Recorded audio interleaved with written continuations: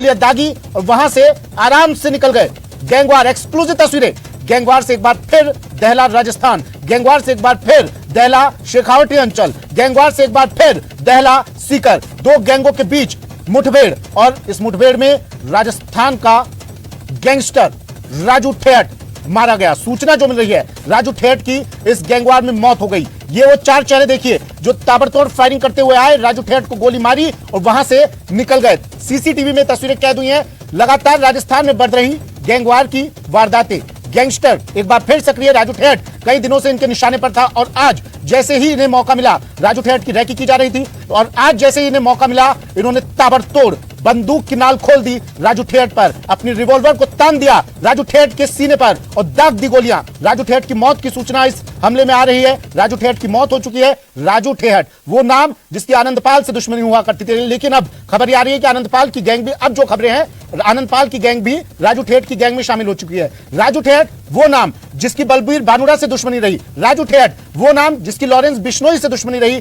ये 4-5 गैंग राजस्थान में लगातार सक्रिय थी और अब शक इन पर जताया जा रहा है, क्या आनंदपाल के गुर्गों ने राजू ठेहट की हत्या की?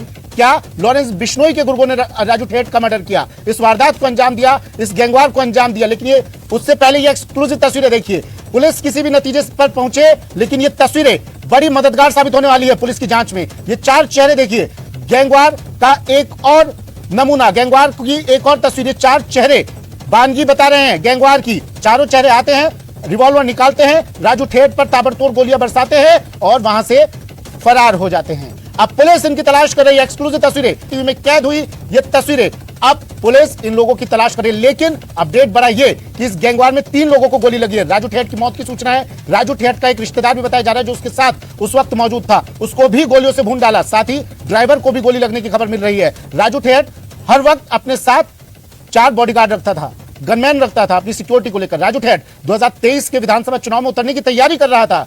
अब राजू ठेहट का मर्डर किसने करवाया, सबसे बड़ा सवाल ये। और पुलिस हर एंगल को ध्यान में रखते हुए आगे बढ़ रही है, जांच कर रही है। लेकिन इन तमाम तस्वीरों को देखकर एक और बड़ा सवाल, क्यों राजस्थान में ये गैंगवार, ये गैंग्स अपनी जड़ें जमा रही है और लगातार गैंगवार हो रही है? क्यों इन पर नकेल नहीं कसी जा सकी अब तक? सीकर से इस वक्त की, आज की सबसे बड़ी खबर, आनंदपाल का जब मर्डर, आनंदपाल का जब एनकाउंटर हुआ था उसके बाद राजू ठेहट का वर्चस्व हो गया था उस इलाके में। आनंदपाल और राजू ठेहट दोनों एक दूसरे के कट्टर दुश्मन माने जाते थे, लेकिन अब उसके बाद जब आनंदपाल का एनकाउंटर हुआ, आनंदपाल की गैंग भी, जो खबरें आई उसके अनुसार आनंदपाल की गैंग भी राजू ठेहट गैंग में शामिल हो गई।